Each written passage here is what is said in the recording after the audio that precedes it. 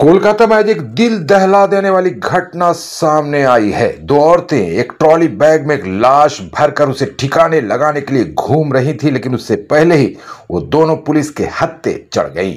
सूत्रों के मुताबिक लाश एक औरत की है। पहले उसका कत्ल किया गया, फिर उसकी लाश के 3 टुकड़े किए गए, सर भी काट कर अलग कर दिया गया। इसके बाद उस लाश को सूटकेस में डालकर गंगा नदी में बहाने का प्लान बनाया गया, लेकिन उनके प्लान पर पानी फिर गया। सबूत खत्म करने की कोशिश कर रही दोनों औरतों को पुलिस ने रंगे हाथों दबोच लिया है। यह घटना आज सवेरे की है। इस घटना को केंद्र कर कुम्हार टोली का इलाका थोड़ी देर के लिए जंग का मैदान बन गया था। आम लोगों का गुस्सा उस वक्त पुलिस पर फूट पड़ा जब पुलिस दोनों औरतों को गिरफ्तार कर जेल वैन में ले जा रही थी। जनता मांग कर रही थी कि उन औरतों को उनके हवाले किया जाए। उन्होंने पुलिस से उन औरतों को छीनने की भी कोशिश की। बड़ी मुश्किल से पुलिस ने सिचुएशन को कंट्रोल किया। हालात को देखते हुए इलाके में बड़ी तादाद में पुलिस को तैनात किया गया है। स्थानीय सूत्रों के मुताबिक आज सवेरे कुम्हार टोली में अहिरी टोला घाट के पास लोगों ने दो औरतों को एक टैक्सी से उतरते देखा। उनके पास एक ट्रॉली बैग था। जैसे ही औरतें ट्रॉली बैग को गंगा में फेंकने वाली थी, उसी वक्त स्थानीय लोगों ने उन्हें रोक लिया। पूछताछ करने पर उन औरतों ने बताया कि ट्रॉली बैग में कुत्ते की लाश है, जिसे वो गंगा में बहाने आई हैं। लेकिन मुकामी लोगों को उनकी बातों पर भरोसा नहीं हुआ। उन्होंने नॉर्थ पोर्ट थाने की पुलिस को खबर दे दी। मौके पर पहुंची पुलिस ने जब सूटकेस को खोला तो उसमें से एक औरत की 3 टुकड़े में कटी लाश बरामद हुई। लाश का सर गायब था। इसके बाद पुलिस ने दोनों औरतों को गिरफ्तार कर लिया। पकड़ी गई औरतों की पहचान फाल्गुनी घोष और उसकी मां आरती घोष के तौर पर हुई है। पुलिस के मुताबिक ट्रॉली बैग में जिस औरत की लाश मिली है, उसकी पहचान सुमिता घोष के तौर पर हुई है। शुरुआती जांच में फाल्गुनी घोष ने पुलिस को बताया कि सुमिता घोष उसकी सास थी। पुलिस इस मामले की गहराई से जांच कर रही है। लाश को पोस्टमार्टम के लिए भेज दिया गया है।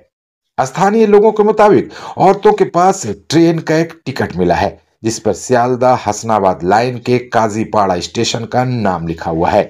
इससे शक गहरा गया है कि ये औरतें दूर से आकर कोलकाता में लाश ठिकाने लगाने की कोशिश कर रही थी। दूसरी तरफ टैक्सी ड्राइवर ने बताया कि आज सुबह ये दोनों औरतें पहले प्रिंसेप घाट गई थी, फिर वहां से लौटकर कुम्हार टोली घाट पहुंची। फिलहाल पुलिस पूरे मामले की गहराई से जांच कर रही है और दोनों औरतों से पूछताछ की जा रही है। खबर पाकर स्थानीय विधायक और राज्य की मंत्री शशि पांजा भी मौके पर पहुंच गई थी। জায়গায় নিয়ে এসেছে এর জন্য তাদেরকে আমি ধন্যবাদ দিতে না না কিছু না। শুনুন, কথাটা হচ্ছে যে আকস্মিক, মানে তারাও ভাবছেন যে এটা কি। প্রথমে তো তারা বললেন যে কুকুর মরে গেছে তাই জন্য রেখেছে। এতটা উপস্থিত বুদ্ধি মধ্যবিত্ত কানে নেই।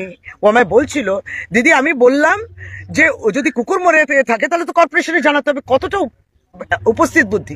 তো সেটাই বললো। তাহলে পরে তখন বয়ান পাল্টাচ্ছে। তখন হঠাৎ মেয়েটি বলছে তার মাকে, তুমি কিন্তু বলবে না, তুমি কিন্তু বলবে না। আরো সন্দেহ জেগেছে এদের। তারপর বলছে যে ননদ মারা গেছে, ও নাকি ননদ সুইসাইড করেছে। এই জন্য বলছে তাহলে যদি আপনার ননদ সুইসাইড করে থাকে, পুড়িয়ে টুড়িয়ে ইত্যাদি, তাহলে সেটা তো থানায় যাবেন। এরা যে কত লেভেল ধাপে ধাপে তারা রুখে দাঁড়িয়েছিল। এরপরে স্বাভাবিক একটা উত্তেজনা তৈরি হয়। এবং চিন্তা করুন, যারা অপরাধটা করেছেন, অন্তত যারা ট্রলি ব্যাগ নিয়ে এসছেন, সে মা মেয়ে, তারা চড় মারছেন একটি সচেতন জনতাকে। সেও তারপর রিয়াক্ট করেছে, তাতে একটু ধস্তাধস্তি ইত্যাদি হয়েছে। এর মধ্যে পুলিশ এসছে। পুলিশ পাশে আমাদের এখানে পুলিশ আউটপোস্ট আছে, বলতে নেই পুলিশ আউটপোস্টেও পুলিশ ছিল, আমাদের সিভিক ভলেন্টিয়ার ছিল, তাদেরও ধন্যবাদ জানাবো। তারা এসেছিল, এটা ঠিক। এবং আশেপাশে অনেকে কসরত, যোগা, কুস্তি টুস্তি করে, তারাও এসছেন।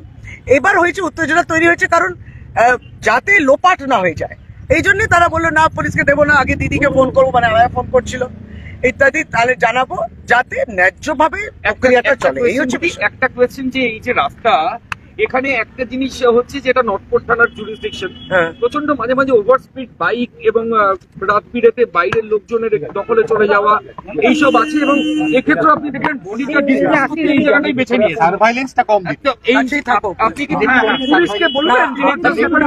আমরা রেগুলারলি নর্থপোর্ট থানার সঙ্গে যোগাযোগ থাকে, কারণ এখানে ড্রাগস ইত্যাদি অনেক বহিরাগতরা আসে।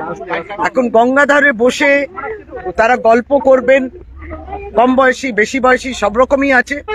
আমরা আর কত প্রতিবাদ করতে পারি, এখন গঙ্গাধারে একটু হাওয়া খেতে এসছে, কিন্তু যখন অসামাজিক কাজ ইত্যাদি দেখি, আবার কি হয় একদম ডাইরেক্টলি ওয়ার্ডগুলো তো প্রবেশ, সমস্ত ওয়ার্ডগুলোতে আপনি ইজিলি ঢুকতে পারেন, তখন ওয়ার্ডের মানুষও প্রতিবাদ করেন, অনেক সময় ঝামেলা ইত্যাদি হয়। এটা মানে একটা অনগোয়িং এক্সারসাইজ এটাকে বলে। নিশ্চয়ই নটপট থানা করছেন, তারও দায়িত্ব নিই, কিন্তু আরো আমাদের প্রত্যেকটি থানা যদি সজাগ হয়, এটা নিশ্চয়ই, এটা প্রতিনিয়ত আমরা একটু এই বিষয় নিয়ে আলাপচারিতা করি। এটা ঠিক যে এখানে শুটিংও হয়, আপনি কাকে দেন, শুটিং যখন হচ্ছে তো ভালো কাজ, শুটিং বন্ধ যাতে না হয়। আবার যেমন বললাম অন্যান্য বাইকে ওভারস্পিড করে, শোনে না তো কথা, হেলমেট ছাড়া চালাবেন, অ্যাক্সিডেন্ট হয়। এবার স্থানীয় মানুষ সবসময় আতঙ্কিত হয়ে থাকেন, কারণ কখন কোন অ্যাকশন তারাই কিন্তু ঝাঁপিয়ে পড়েন। এসওএস এমার্জেন্সি সার্ভিস স্থানীয়, আপনি আরেকটু গেলে দেখবেন আহিটোলা একটা ক্লাব আছে, চিরকালই কেউ গঙ্গায় ঝাঁপ দিল, প্রথমে তারা গিয়ে ঝাঁপ দিচ্ছে ওকে বাঁচানোর জন্য। এই এই আপনি লাইফ সেভার্সদের দেখবেন, তারা ট্রেনিং নিয়েছেন তার জন্য। সুতরাং এইভাবেই আমরা গঙ্গার ধারে যারা বাস করি বলবো, আমরা নিশ্চয়ই বলবো, সেরকম যদি প্রয়োজন হয় তাহলে আমরা তো যেমন ওয়ার্ডের ভিতরে গুলোতে সিসিটিভি কোথাও কোথাও দিয়েছি এমএলএ ফান্ড থেকে, তাহলে আমরা দেবো। ওভারঅল একটা হিউম্যান একটা ইন্টারভেনশন দরকারই হয়। তদন্ত কোন পর্যায়ে রয়েছে, আপনি পুলিশের সাথে কথা বলেছেন? না, এখন তো থানায় নিয়ে গেছে, ওই মা আর মেয়ে, বডিটা বোধহয় ফরেন্সিকে গেছে, মেডিকেল কলেজে পাচ্ছে যেটা। এবং যারা দুজন প্রথম প্রতিরোধ করে ইন্টারসেপ্ট করলেন, এবং নালে তো ট্রলিটা ফেলে দিয়ে চলে যেত, ট্রলি ব্যাগটা, তারাও রয়েছেন বয়ান হিসেবে, উইটনেস হিসেবে রয়েছেন। আমরা এখানে 30 দিন যোগা করি, আমাদের পুরো টিম আছে, 7-8 জনের টিম আছে। তো আমরা যোগা করছি, তো সামনে ঠাকুর বসে আমাদের ওই মুখে, তো একটা ট্যাক্সি, সাদা ব্লু ট্যাক্সি এসে দাঁড়িয়েছে, ওর মধ্যে থেকে দুটো মহিলা নেবে ব্যাগ নামাচ্ছে। তো ঠাকুরের কিছু লাগলো সন্দেহ, ব্যাগটা এতই ভারী কি ওরা তুলতে পারছে না, ব্যাগটা এতই ভারী ওরা তুলতে পারছে না। তো ও এসে আমাদের বললো, আমরা যেহেতু জানি এখানে 5-7 জন থাকে, তখন তো ফাঁকা কেউ নেই, রাস্তায় কোনো লোক নেই, 7টা 10-15 হচ্ছে। তো এসে বললো, তো আমরা বললাম চলো দেখি। তো গেলাম, তো দেখলাম মহিলারা আমাদেরকে দেখে হয়তো ওই ঘাটেরই ফেলার বিচার ছিল, কিন্তু ফাঁকা ছিল বলে আমরা যখন চলে এলাম, তো ওরা এগিয়ে এই জায়গাটাই চলে এসছে, এইখানে চলে এসছে। তো আমরা তখন ঠাকুরের, আমাদের ঠাকুর আছে এখানে, মন্দির আছে, ঠাকুরের বউ থাকে, সে এলো। তো সে এলো, আমি বললাম তাড়াতাড়ি বৌদি পুলিশকে ডাকো, উনি দৌড়ে গেলেন, পুলিশ ফাঁড়িতে পুলিশকে ডাকলেন, একটা সিভিল ড্রেসে পুলিশ এলো, পুলিশ এসে ওই মহিলাদেরকে চার্জ করলো, দাঁড়াও, এইখানে ধরলাম, বললো ব্যাগ খোলো। ও কোনো মতেই ব্যাগ খুলতে চাইছে না, মানে লাস্ট অবধি ব্যাগ খোলেনি, মিনিমাম আধ ঘন্টা 40 মিনিট পরে পুলিশ জোর করে ব্যাগ খুলেছে। হ্যাঁ, আমরা স্টার্টিং থেকে বলছি ব্যাগটা খোলো, যদি হ্যাঁ সন্দেহ, এত ভারী দুজন মিলে টানতে পারছে না, একটা লোক 40-50, কুকুরে বলছে ল্যাব কুকুরে ওজন কত হবে, 20-30-40, দুজন, তাও কি ট্রলি ব্যাগ চাকা লাগানো, সেটা টানতে পারছে না। ওই জন্য আমাদের আরো এ হলো কি আছে, সন্দেহ হলো কি আছে ওর মধ্যে। পুলিশ কোনো মতেই খুলছে না। তখন যখন পাড়ার মোটামুটি 50-100 জন মানে জমে গেল, তখন ওরা একটা যে বয়স্ক লোক ছিল, বয়স্ক মহিলা, সে বলছে কি এনার ননদের বডি আছে, ইনি ও আত্মহত্যা করেছে কালকে, তো ওই বডিটা তো আমাদের বলে, ওনাকে বললাম যে তা আপনি এখানে ফেলতে এলেন কেন, আপনি তো নিয়ে গিয়ে পুলিশে হাসপাতালে যাবেন। তাহলেও কোনো উত্তর দিতে পারছে না। আবার কখনো বলছে পিসি শাশুড়ি আছে, দুটো কথাই বলছে, কখনো কুকুর আছে, কখনো ননদ আছে, কখনো পিসি শাশুড়ি আছে। এবার আমাদেরও এ হলো কি আছে কি ব্যাগে। তবে আমরা ওই পুলিশ দাদা ছিল, সে ফোন করলো, গাড়ি এলো, তখন পুলিশ এসে জোর করে ব্যাগটা খুললো, তোর মধ্যে একটা মহিলার বডি ছিল।